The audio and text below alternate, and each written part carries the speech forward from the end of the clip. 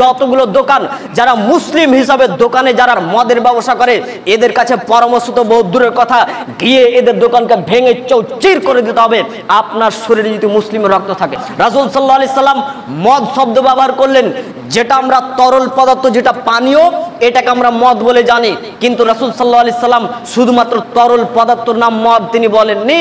কুল্লু মুস্কিরিন খামরুন কুল্লু খামরিন হারামুন, প্রত্যেক নেশাদার দ্রব্য নাম হচ্ছে মদ, এবং প্রত্যেক মদকে হারাম বলা হয়েছে। বলুন তো, প্রত্যেক নেশাদার দ্রব্য, তার মানে শুধু এখানে মদ নয়, প্রত্যেক নেশাদার দ্রব্য এটাই হচ্ছে মদ, আর প্রত্যেক মদই হচ্ছে হারাম। মসজিদের যতগুলো মশালি রয়েছে এক এক করে বের করেন, দিয়ে বলেন তুমি কি নেশা পান করো, দেখবেন একটা করে আছে। তার মানে হাজারে যদি বের হয় তো 5টা লোক ভালো বের হবে যে কোনো নেশা করে না। 995 জন মানুষই নেশাগ্রস্তের ভিতরে রয়েছে। দেখেন দেখেন, আল্লাহর নবী আপনারই কথা বলেছেন। আনাস রাদিয়াল্লাহু তাআলা আনহু বলেন, এমন একটি জামানা চলে আসবে, পৃথিবী একদম ধ্বংসের নিকটবর্তী একটা সময় চলে আসবে। আমার উম্মতের আচরণের কথা বলছি, এমন একটি সময় চলে আসবে আমার উম্মতের ভিতরে, ওয়া ইয়াকসরা শারবুল খাম, আমার উম্মতেরা মদ্যপান করবে, আমার উম্মতেরা নেশাদার দ্রব্য পান করবে, সবাই একসরা শারবুল খাম, অধিকাংশই আমার উম্মতেরা তারা নেশাদার দ্রব্য পান করবে।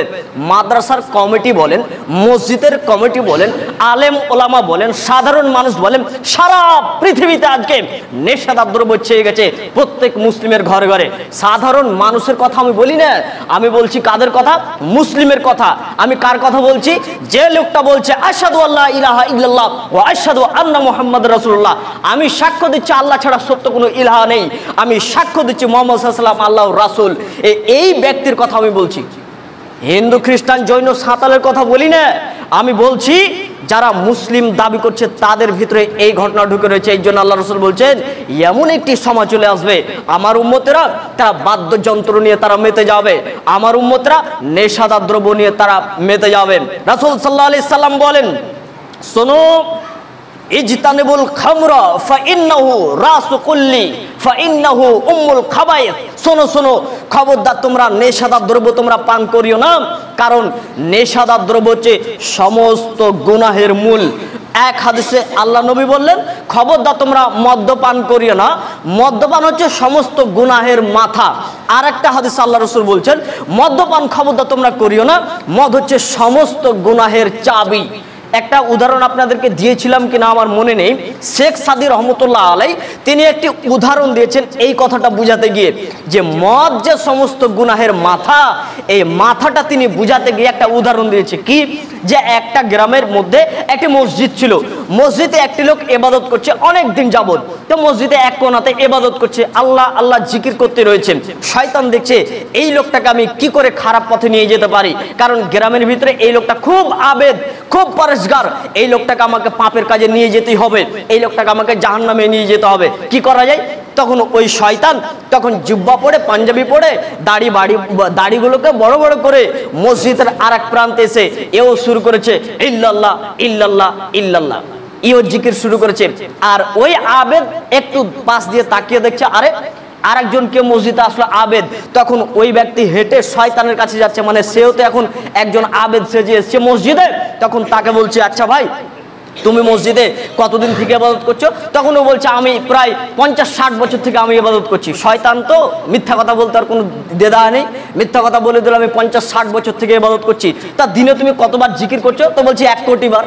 এই লোকটা বলছে, আরে আমি দিনে 400-500-1000 বার আমি বলতে পারি, আর এ বলছে 3-4 কোটি বার আমি জিকির করি। তখন এই আবেদ বলছে, তোমার মতো জিকির করতে গেলে কি করতে হবে?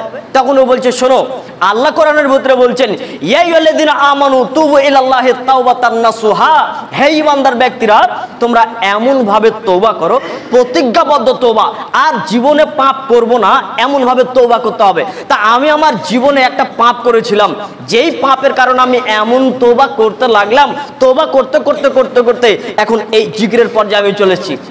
তো তুমি যদি এখন আমার মতো জিকির করতে চাও তাহলে তোমাকে কি করতে হবে? পাপ করতে হবে। তখন ওই আবেদ বলছে, আচ্ছা ঠিক আছে, আপনার মতো আমি জিকির করতে চাই, কি পাপ করতে হবে? তখন বলছে, তোমাকে একটা মানুষকে মার্ডার করতে হবে, হত্যা করতে হবে। তখন বলছি, ইন্নালিল্লাহ, এটা কি করে সম্ভব? মানুষকে তো মার্ডার করা আমার দ্বারা তো সম্ভব নয়। তো বলছে তাহলে তুমি যাও, তুমি তাহলে আমার মতো তওবা করতে পারবে না, জিকির করতে পারবে না। ওই মুরব্বী বলছে আরে একটু বলুন না কি করতে হবে। তখন শেষ পর্যায়ে বলছে তুমি যেহেতু কিছুই পারছো না, তাহলে একটা কাজ করো, একটা মেয়ের সাথে তোমাকে ব্যভিচার করতে হবে, জিনা করতে হবে। তখন ও বলছে লা হাওলা ওয়ালা কুওয়াতা ইল্লা বিল্লাহ, গ্রামের সব লোক জানে আমি একটা বড় আবেদ, আর আপনি আমাকে এই গুনহার কাজে আমাকে নিয়ে যাচ্ছেন, এর থেকে ছোট মোটো কোনো পাপ নেই। তখন বলছে তোমার আর জিকির করা হবে না, তুমি চলে যাও। মসজিদের ভিতরে গল্প শুরু করেছে শেখ সাদি রহমতুল্লাহ আলাই। এই হাদিসটাকে বুঝাতে গিয়ে তিনি এই ঘটনাটা তিনি বলেছেন। ওই আবেদ তখন বলছে আর ছোট মোটো কোনো যদি পাপ থাকে তো বলুন। তখন বলছে কোনো তো পাপ আর নেই, তবে আর একটা পাপ আছে, এই পাপটা করতে পারলে তুমি আমার মতো জিকির করতে পারবে। কি পাপ? বলে এক বোতল শুধু মদ খেতে হবে। ওই ব্যক্তি চিন্তায় পড়ে গেল কি করা যায়। জেনা করতে গেলে একটা মেয়ের কাছে হেঁটে গিয়ে জেনা করতে হবে, একটা মানুষকে হত্যা করতে গেলে তার কাছে গিয়ে আমাকে হত্যা করতে হবে। মদ যদি পান করা যায় গোপনে গোপনে, কেউ দেখতে পাবে না, কাজে মদ পান করতে হবে।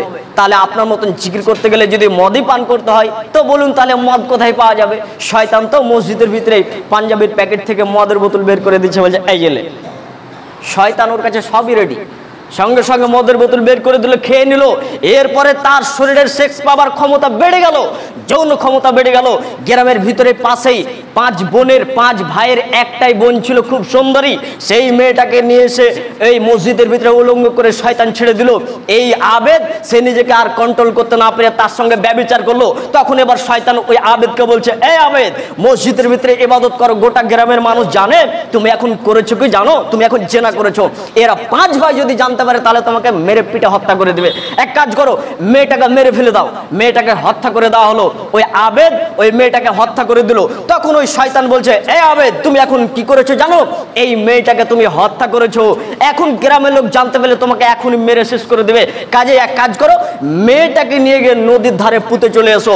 তখন শয়তান এই বুদ্ধি দেওয়ার পরে দুইজন মিলে গিয়ে মসজিদের থেকে বের হয়ে একটা নদীর পাশে গিয়ে ওই মেয়েটাকে তাকে মাটি দিয়ে বালি দিয়ে চাপা দিয়ে মসজিদে এসে ওই আবেদ এখন বেহুশ হয়ে শুয়ে আছে, আর রক্ত ছিটে রয়েছে গোটা মসজিদে।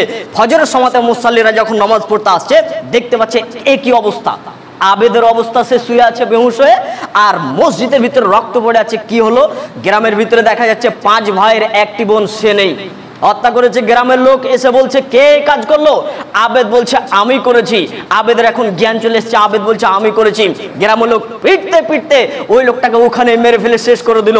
সময় তো দিনে ভাই, এই কথাটা একটা কথা শুধুমাত্র বোঝানোর জন্য এই কথাটা বললাম। হাদিসটা কি আবার শুনুন।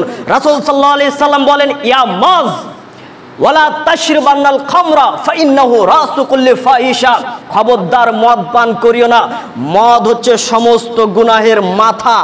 এই মাথাটা বুঝাতে গিয়ে এই কথাটা বললাম কেন, এবার আপনি বুঝতে পারবেন। লোকটিকে প্রথমে ওই শয়তান বলল তুমি একটা মানুষকে হত্যা করে দাও। ও বলল না না না না, আমার দ্বারাতে হত্যা হবে না। তাহলে তুমি একটা কাজ করো, একটা মেয়ের সাথে জেনা করো। না না, এটা আমার দ্বারাতে সম্ভব নয়, এটা আমি পারবো না। লোকটিকে বলো তাহলে এক কাজ করো, 1 বোতল মদ খেতে হবে। এই লোকটি 1 বোতল মদ খেয়ে জেনা করেছে, আর 1 বোতল মদ খাওয়ার কারণে মানুষকে হত্যা করেছে। মদ খায়নি যখন, তখন তার দ্বারাতে কোনো পাপ হয়নি, মদ খেয়েছে বলেই তার দ্বারাতে এত পাপ হয়েছে। এর জন্য আল্লাহ নবী বলছেন সমস্ত গুনাহের চাবি হচ্ছে মদ, সমস্ত গুনাহের মাথা হচ্ছে মদ। এর জন্য যতগুলো দোকান, যারা মুসলিম হিসাবে দোকানে যারা ব্যবসা করে আর মদের ব্যবসা করে, এদের কাছে পরামর্শ তো বহু দূরের কথা, গিয়ে এদের দোকানকে ভেঙে চৌচির করে দিতে হবে। আপনার শরীরে যদি মুসলিমের রক্ত থাকে, কোনো পরামর্শের প্রয়োজন নেই। এই মুসলিম কেন মদ বিক্রি করবে?